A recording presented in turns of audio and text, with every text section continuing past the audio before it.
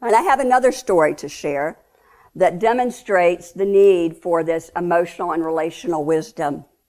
Pastor Joanna, not her real name, came to see me and sat in my office some time back, and she told me that she was really burnt out, really frustrated, considering whether or not she should go to a different type of ministry.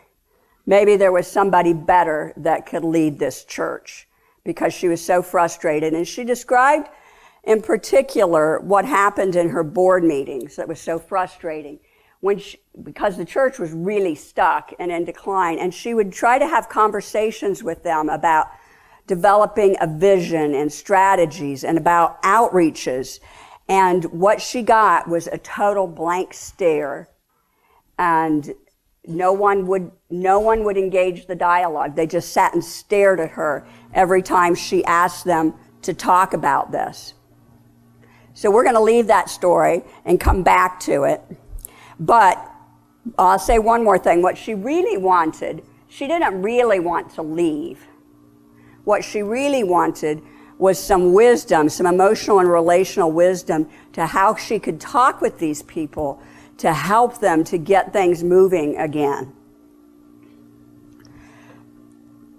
Proverbs, so we're going to talk about wisdom. Proverbs 4:7. The beginning of wisdom is this: get wisdom. Though it cost you all you have, get understanding. Remember Pastor Joanna, I told you a little bit earlier, her board members just sat and stared at her instead of discussing a vision and outreach. She used this tool, and I believe you have it. It's called the Learning the Landscape tool. The more that you know about the congregation that you're working with, the more you're going to be able to minister to them, to gain trust, to build teamwork. And that's what Pastor Joanna learned.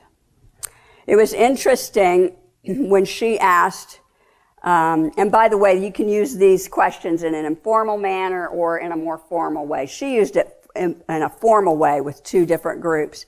And what she discovered was, well, the one thing is that the pastor that they said was their favorite in the history was a young guy who was there about a year and a half, and he had started a lot of great ministries. He had started a really vibrant youth ministry, he had started some other things, and then he left suddenly, and he did not leave structures in place to continue those ministries. And people felt unprepared for his leaving, and they ended up feeling betrayed and abandoned.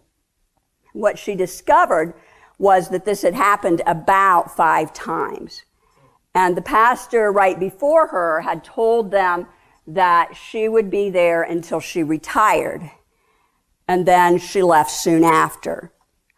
So, boy, did that inform, I mean, that was a little way down the road. Boy, did that inform and tell us what these blank stares and refusal to talk about this was all about. They'd been there, done that, got excited plenty of times before to be disappointed. And what she said is that she wished she would have asked these questions early on to get this out. And she knew some of the history, but she did not realize the extent to how people had been impacted and